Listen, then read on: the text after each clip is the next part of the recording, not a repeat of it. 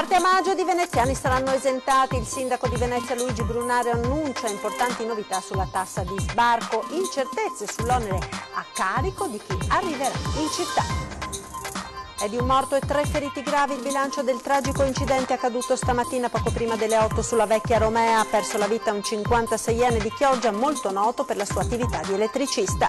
Si preannuncia una battaglia legale senza esclusione di colpi, quella tra la sergente pilota veneziana e l'aeronautica militare. Lei accusa per gli atti di nonismo subiti, ma in un nuovo video a sua volta lei indossa i panni della guzzina. 2 giovani disoccupati nei guai per avere approfittato di una carta di credito in un portafoglio smarrito che avevano trovato e restituito. Ai carabinieri sono stati denunciati. Dopo anni di attesa, finalmente l'Ordine degli Avvocati ha una sede nuova nella Cittadella della Giustizia in Piazzale Roma. Una sala per i funerali laici nel cimitero di Mestre. La richiesta arriva dal Partito Comunista Italiano, che ha inviato una petizione al sindaco Brugnaro e a tutti i capogruppo in Consiglio Comunale. Entra nel vivo l'organizzazione dell'arrivo della 18ª tappa del Giro d'Italia a Santa Maria di Sala. La città del ciclismo, per la prima volta nella sua storia, accoglierà la Carovana Rosa. Buonasera e ben ritrovati con l'edizione veneziana dei nostri telegiornali. In primo piano la questione della tassa di sbarco a Venezia. Si partirà a maggio e i veneziani saranno esentati. Il sindaco Brugnaro annuncia alcune importanti novità. Sentiamo. Pensiamo di fare un provvedimento di giunta entro, penso, il 4-5 di febbraio, poi andrà in Consiglio Comunale entro fine febbraio, dopo 60 giorni diventerà attuativo, per cui diciamo dai primi di maggio sarà operativo. Saranno esentati sicuramente tutti i cittadini veneziani. A distanza di qualche settimana il sindaco Brugnaro rivela i primi dettagli sull'applicazione della tassa di sbarco a Venezia, che dovrebbe partire, annuncia, a inizio maggio. Nessuna anticipazione sul costo, anche se il primo cittadino dice di avere già un'idea, ma su altri aspetti rivela. Sarà un provvedimento che dovrà andare su 3 anni, nel senso che l'obiettivo nostro è arrivare a una carta, una presentazione al fatto che vogliamo controllare i flussi, e proprio la gestione di questi operatori diventerà uno dei fulcri dello sconto, del vantaggio. Barche elettriche, più elettriche possibili, disponibilità a cambiare flussi quando serve, il racconto e la cultura che daremo ai nostri ospiti, che non sono turisti ma sono persone, per raccontare come è bene vivere a Venezia. Cioè, non si può arrivare con la canottiera, infradito, il peofora eccetera, non è proprio il massimo. Fondamentale poi sarà la partecipazione di tutte le parti coinvolte. Oggi ho parlato con categorie, singoli operatori, perché stiamo facendo tutto il lavoro di ascolto delle categorie sul ticket per Venezia. Ho trovato grande disponibilità, grande ascolto, anche grande preoccupazione, perché giustamente si va a mettere le mani su una situazione che va avanti così da 40 anni, però tutti hanno capito che la difesa del cittadino che abita nel centro storico di Venezia è preminente e basilare. Questo è l'obiettivo principale della nostra azione, per cui tutti quelli che vorranno dare una mano a spiegare che a Venezia, se possibile, non si viene con l'infradito, se possibile si capisce che la città ha un costo superiore, che non è possibile sedersi per terra a mangiare, che purtroppo ha un costo, è più costosa di altri luoghi. Ecco, gli operatori che ci aiuteranno in questo avranno dei vantaggi anche poi che potranno scaricare sulla tassa. La cronaca ora, incidente mortale sulla vecchia Romea, è morto un elettricista di 56 anni di Chioggia, 3 i feriti, 2 dei quali sono in prognosi riservata. Sentiamo. Un uomo è morto e 3 persone sono rimaste ferite in un tragico incidente stradale accaduto stamani poco prima delle 8 lungo la vecchia Romea in via Rebosola a Chioggia. Lo schianto nel tratto compreso tra la rotatoria di Ca' Pasqua e la darsena della Marina di Brondolo. Per causa in corso di accertamento si sono scontrate 3 auto e nell'incidente ha perso la vita Alessandro Fanton, 56 anni di Chioggia. A bordo della sua Kia Carent viaggiavano il figlio di 18 anni ferito ma non in pericolo di vita e la moglie ricoverata in prognosi riservata all'ospedale di Rovigo. Grave all'ospedale di Chioggia anche una chioggiotta di 40 anni che si trovava al volante di una Peugeot. Miracolosamente illeso invece un 51enne di Rovigo che guidava una Ford Focus. I soccorsi del personale del 118 sono stati tempestivi e pur tuttavia non c'è stato nulla da fare per Alessandro Fanton, molto noto nel Chioggiotto per la sua attività di elettricista. Gli agenti della Polizia Locale di Chioggia hanno eseguito i rilievi di legge per ricostruire la dinamica dell'incidente, che si presenta complessa, pur se sicuramente ad originare la tragedia potrebbe essere stata un'invasione di corsia. I vigili del fuoco hanno lavorato a lungo in zona, prima per estrarre i feriti dalle auto, poi per mettere in sicurezza i veicoli. I carabinieri hanno deviato il traffico, che è rimasto bloccato per oltre 3 ore. Solo attorno alle 11:15 la provinciale 7 è stata riaperta alla circolazione. Torniamo ora a parlare della vicenda di Giulia Schiff, la ventenne che ha denunciato i compagni per atti di nonnismo, ma a sua volta la si vede in un video mentre partecipa al rito di iniziazione di un compagno. Vediamo. È una piscia, cavolo! Si sfoghi pure, Questa volta i ruoli sono invertiti. La sergente ventenne di mira Giulia Jasmine Schiff, che ha sporto denuncia contro i colleghi del corso di volo all'aeronautica militare dopo il battesimo del volo, è protagonista della cerimonia del pinguino. Lo si vede in un altro video diffuso a testimonianza che anche lei sta dall'altra parte. C'è un allievo appena diventato pilota portato a spalla sulla pista fino alla piscina. I volti sono pixelati, eccetto quello di Giulia, dove la si vede ridere, scherzare e stringere in mano una canna di bambù con cui frusta, per così dire, il posteriore del suo collega. Altro passaggio del rito di iniziazione, proprio come avevano fatto anche a lei. E mentre sul caso di Giulia è stata aperta un'inchiesta della Procura Militare di Roma e istituita una commissione interna all'aeronautica militare, il caso è stato commentato da più parti. In un tweet di Samantha Cristoforetti, pilota dell'aeronautica militare e prima donna italiana astronauta a far parte degli equipaggi dell'ESA, ad esempio, si legge, seppur senza chiari riferimenti: nel lontano 2001, dopo il mio primo volo da solista al 70° stormo di Latina, uno dei giorni più belli della mia vita. Un grande in bocca al lupo alle allieve pilote e agli allievi piloti dell'aeronautica militare che oggi stanno lavorando duramente per realizzare il loro sogno. Una legge regionale per regolamentare la vendita di prodotti online, sempre più diffusa anche in Veneto. A chiederla sono le associazioni di categoria dei piccoli commercianti. Sentiamo. Il commercio online non ha nulla di virtuale. Si tratta di vendita di prodotti che hanno bisogno di un'imponente infrastruttura logistica, immensi magazzini e una rete capillare di distribuzione che ha un impatto sul tessuto urbano non diverso da quello dei grandi centri commerciali. Su questa considerazione si basa la richiesta di Confesercenti alla Regione Veneto, una legge che equipari l'online alla vendita in negozio. Nessuno vuole demonizzare il commercio via internet, puntualizza il direttore regionale Maurizio Franceschi, ma una regolamentazione è necessaria. Le zone industriali si stanno riempiendo di capannoni di enormi dimensioni che consumano suolo e creano problemi alla mobilità, ma pagano oneri di urbanizzazione molto bassi perché la loro destinazione d'uso formalmente non è commerciale. Queste attività dovrebbero essere assimilate al commercio tradizionale, sia per quanto riguarda la tassazione che la pianificazione urbanistica. Per questo la Regione deve intervenire con una norma apposita. L'appello arriva nel giorno in cui il Consiglio di Stato ha respinto il ricorso di Federdistribuzione contro il regolamento della Regione Veneto sul commercio in vigore dal 2013. A dare la notizia la Confcommercio, il cui presidente Massimo Zanon non cela la sua soddisfazione. Non ce l'abbiamo con la grande distribuzione, assicura, ma non si può pensare che i grandi ipermercati e i negozi dei centri storici possano convivere nello stesso territorio e operare nello stesso mercato senza che siano stabilite delle regole di equilibrio. Dopo anni di attesa, l'Ordine degli Avvocati di Venezia avrà finalmente una nuova sede grazie ad un accordo con il Comune. Il Consiglio dell'Ordine degli Avvocati di Venezia avrà una nuova sede all'interno della Cittadella della Giustizia in Piazzale Roma. Un'operazione resa possibile grazie ad un accordo tra l'Ordine e il Comune di Venezia che permetterà al Consiglio di risparmiare sul canone di locazione dell'attuale immobile, ma non solo. Pagare 60.000 euro all'anno di canone di locazioni per condividere questa sede assieme ai commercialisti, quindi avere una sede a metà, mi sembrava sinceramente troppo. Quello che andremo a fare è un investimento peraltro con ritorno, nel senso che finalmente avremo una sede in una cittadella della giustizia come tutti gli altri ordini hanno, non dico tutti, ma la quasi totalità degli ordini ha. Questa consigliatura ha veramente fatto una spending review partendo dal basso. Tenete solo presente che di spese di ingressi per fotocopie avevamo 100.000 euro che non abbiamo più con il PCT, quindi con il ricorso all'utilizzo del computer.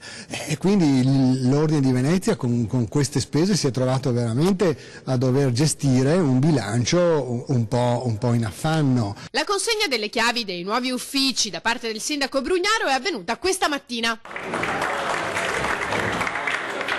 Abbiamo avuto la fortuna di avere un sindaco che ci ha aiutato, perché ci abbiamo messo 3 anni per avere quello spazio e se c'è una pubblica amministrazione che ti aiuta, le cose riesci a farle.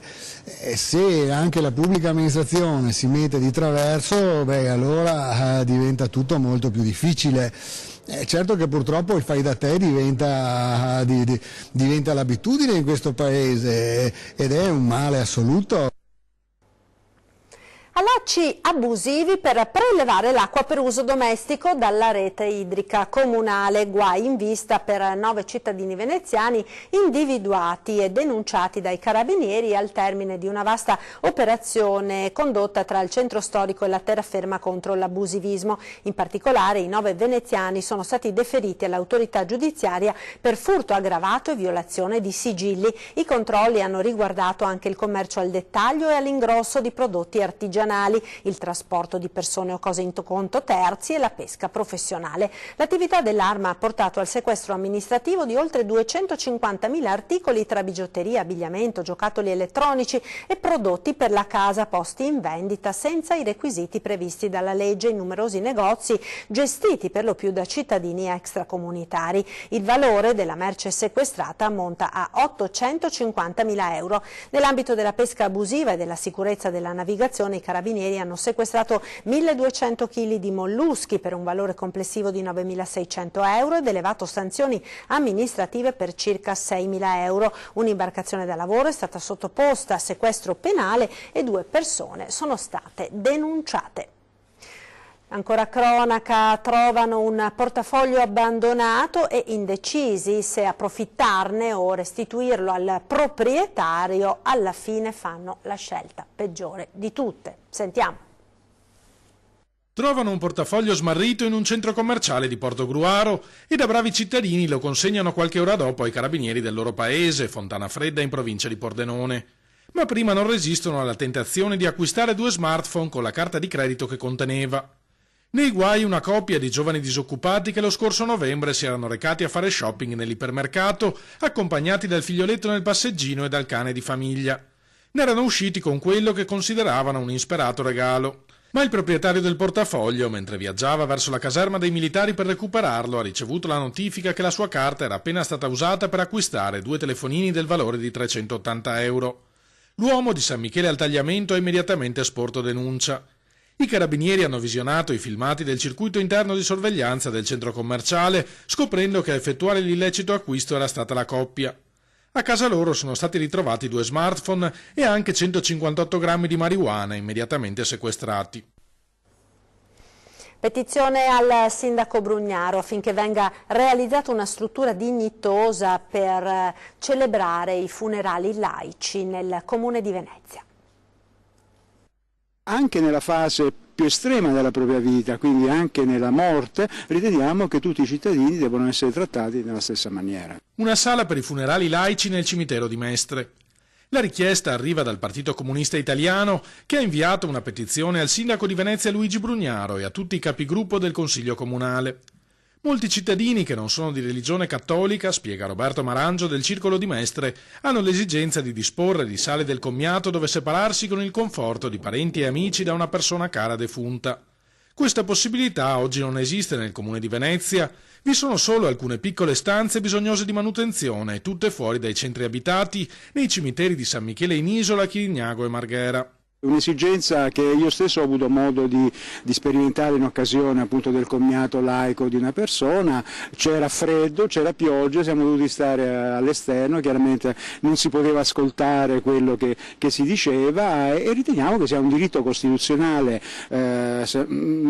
imprescindibile che tutti i cittadini possano, sia per chi ci lascia ma anche per chi rimane, possano onorare i defunti in maniera dignitosa, allo stesso modo di quanto avviene per la Chiesa Cattolica. Per i funerali in forma religiosa, ricorda Marangio, sono a disposizione in tutta la città numerosi luoghi di culto. Invece coloro che desiderano offrire l'ultimo saluto a un loro caro estinto con una celebrazione in forma civile non dispongono di spazi adeguati. Questi cittadini hanno gli stessi diritti costituzionali di coloro che beneficiano dei riti religiosi.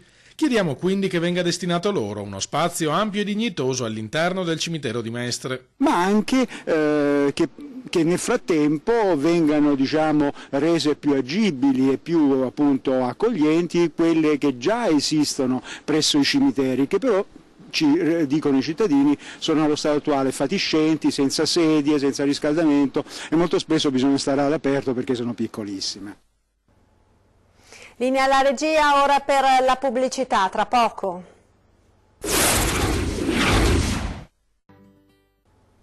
Eccoci nuovamente in onda con il telegiornale di Venezia, parliamo ora di cinema perché è stato presentato oggi un bando della Regione per valorizzare le location venete e rafforzare la competitività delle imprese cinematografiche e culturali della nostra Regione. Sentiamo.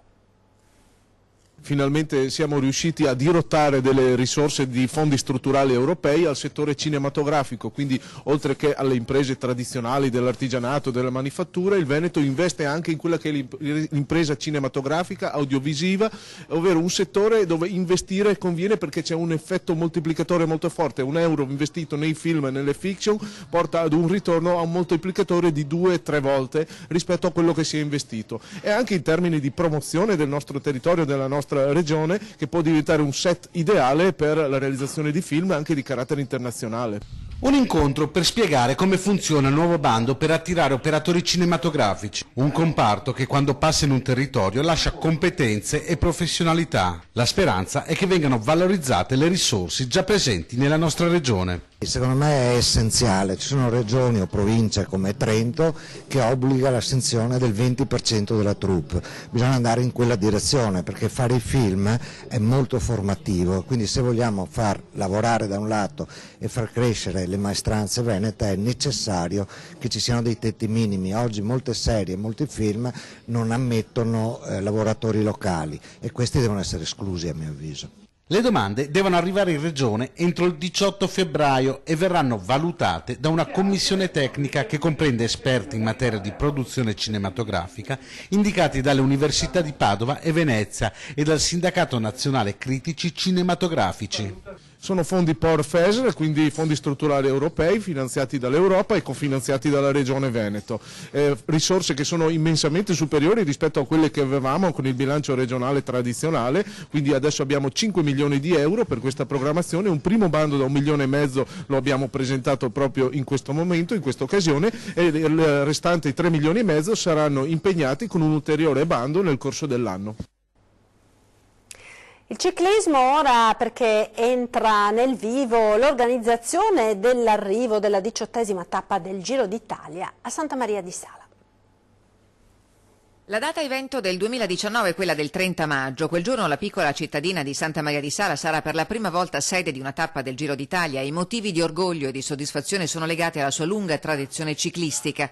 Le pedalate dei campioni Tony Bevilacqua e Mario Vallotto sono state quelle che hanno portato la città del Salese in vetta al mondo, senza dimenticare Chiara Bevilacqua e Antonio Sabadin. Non è stato facile il percorso per vedersi assegnare l'agognata tappa, ma si sa, i veri campioni si riconoscono in salita. L'anno scorso, col Giro d'Italia, giù in Bassa Italia, ho trovato proprio i patroni del Giro, che io li conosco bene tutti, ho detto come siamo messi con la tappa di Santa Maria di Sala. Cararo, vedo se continui a insistere, titoliamo la tappa. Ho capito che me l'ha data. Gli occhi di Carraro si commuovono, già artefice dell'arrivo del giro annuale, stavolta la sua passione per il pedale e la conoscenza con l'entourage più stretto della Carovana Rosa gli hanno regalato la 18ª tappa del 102esimo Giro d'Italia, da Val d'Aora ai piedi di Plan de Corones in Alto Adige alla città culla del ciclismo Santa Maria di Sala, nella città metropolitana di Venezia. Siamo molto impegnati, ma siamo molto determinati e motivati, perché questo deve essere il Giro d'Italia che porterà in alto il paese di Santa Maria di Sala, ma anche tutto il territorio del Milanese. Credo che è un'occasione storica straordinaria. Il lavoro è frenetico per la predisposizione del carnet di appuntamenti che accompagneranno appassionati e neofiti al 30 maggio, quando la Carovana Rosa sarà preceduta dalle sfilate dei ciclisti in erba, dei bersaglieri e degli ex professionisti del pedale con Bettini e Motta a fare da apripista. Ma ci sarà spazio anche per un grande evento dedicato al bel canto a Villa Farsetti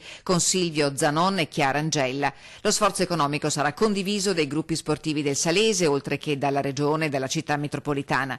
Da oggi online il sito Aspettando il Giro 2019, tutte le news in diretta aggiornate dal Comitato Tappa. Uno sguardo ora alla nostra programmazione. Dopo i TG torna come sempre 20:10, politica questa sera con Stefano Pelloni, capogruppo del Partito Democratico in Consiglio Comunale a Treviso, e Davide Visentin della lista Mario Conte sindaco. E poi, come ogni venerdì in prima serata, torna 40, il programma dedicato ai 40 anni di Antenna 3, con immagini d'epoca ed interviste d'epoca dagli archivi della nostra emittente. Appuntamento alle 21:15. Ed è tutto, grazie per essere stati con noi, vi lascio alle previsioni del tempo. Arrivederci.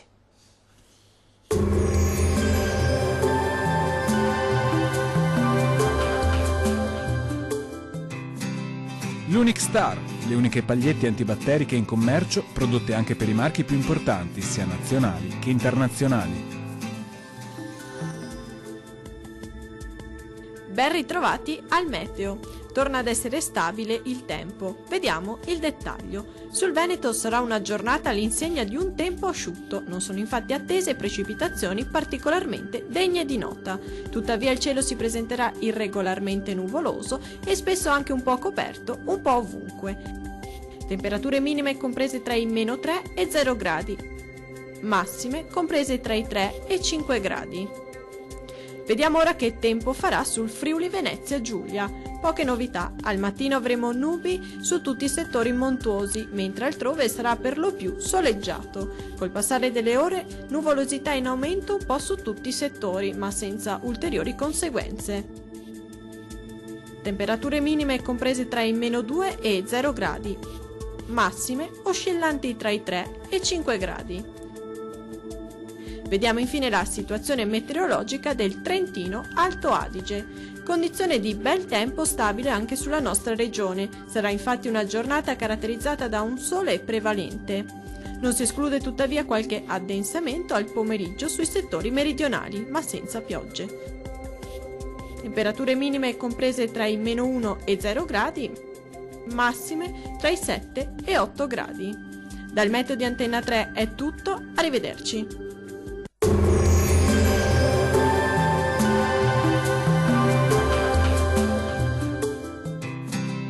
L'Unic Star, le uniche pagliette antibatteriche in commercio, prodotte anche per i marchi più importanti, sia nazionali che internazionali.